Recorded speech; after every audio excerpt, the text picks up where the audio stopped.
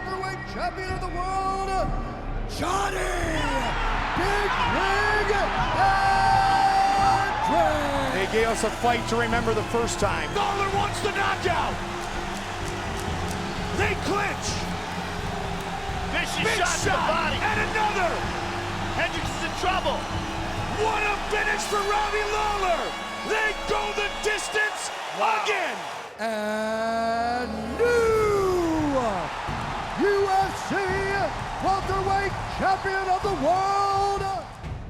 Some late developing news involving the UFC 192 card. Johny Hendricks is off after some weight cutting problems. Dana, big news, Johny Hendricks out of the fight. Was there any surprise to you that he came into fight week so heavy considering his past? He has to figure out a diet, he just lost a huge opportunity here tonight. So he needs to figure this thing out. I consider him an 85-pounder. Is it about discipline, or is it just he just cannot? I mean, what is it? The guy can't make the weight. We move on to the middleweight division as Johny Hendricks will be coming up to 185 pounds for the first time. He's taking on Hector Lombard, a man who spent some considerable amount of time fighting at 170 pounds as well.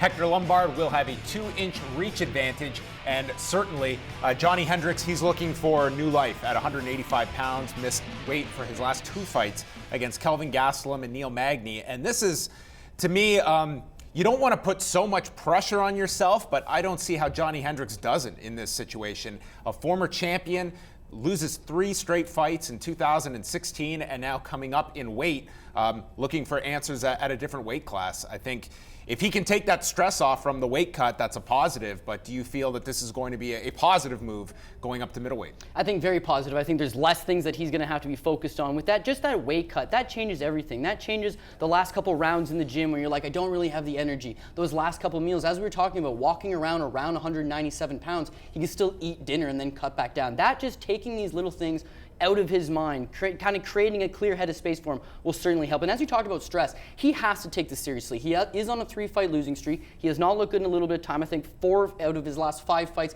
have resulted in defeat. But it's very important to note, this is a quick turnaround from him considering he just competed at UFC 207. So I don't think he's that worried. I think he's anxious, chomping at the bit, wants to get in there, rewrite the past, get that Magny loss out of his mouth, and then move on from that. So I do like him here.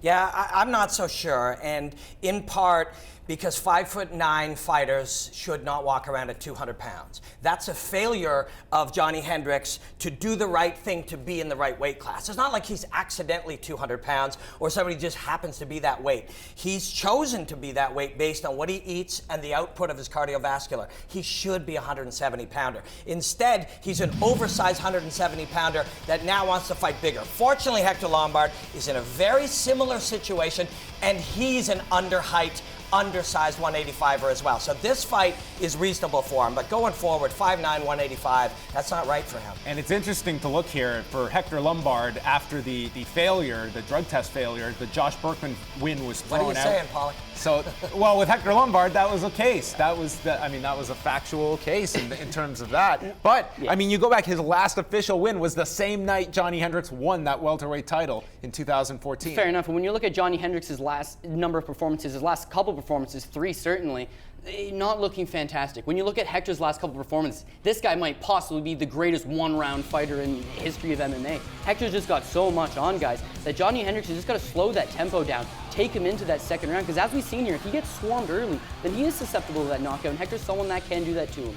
But when we showed that initial tail of the tape, huge thing to point out, 33-year-old Johny Hendricks seen as old versus 39-year-old Hector Lombard, 6 years younger than him, and I think that will play a little bit. He's just got to survive that initial onslaught, move on from there, but he can do it. I do agree that Lombard does definitely fade, and although Johny is nowhere near the late game performer that he was in the past, he should be able to handle Hector better as the fight goes on. That last highlight footage that we saw was actually low light footage. It was Hendricks how he's looked the last few fights. He hasn't looked all that good. You go back to his last win was Matt Brown, and that's really the last time we've seen Hendricks look like Johny Hendricks, where he was able to really implement his wrestling game. He was able to get to the hips, get to Matt Brown's hips, put him on the ground, do what Johny Hendricks does best.